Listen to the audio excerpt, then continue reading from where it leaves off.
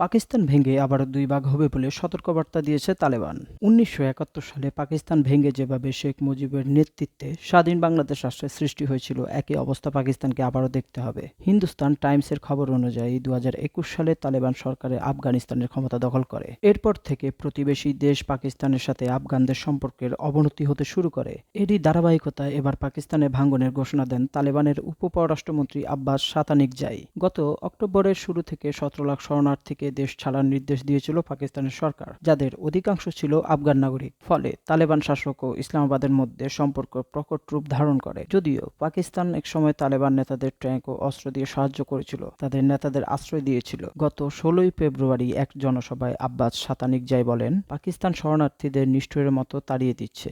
তাদের এই স্বৈর শাসনের মূল্য ১৯৭১ সালের মতো বিভক্ত হয়ে দিতে হবে। গত ১ নভেম্বরের মধ্যে আফগান শরণার্থীদের পাকিস্তান ছাড়ার নির্দেশ দেয় ইসলামাবাদ। এই আচরণে ক্ষুব্ধ হয়ে আফগান তালেবান মুখপাত্র জাবিউল্লাহ মুজাহিদ পাকিস্তানকে সতর্ক করে বলেন, আফগান শরণার্থীদের প্রতি পাকিস্তানের এই আচরণ মেনে নেওয়া যাবে না। গণমাধ্যমের এক রিপোর্ট আব্বাস সাতানিকজাই বলেন, পাকিস্তান ভেঙে দুই টুকরো হতে চলছে।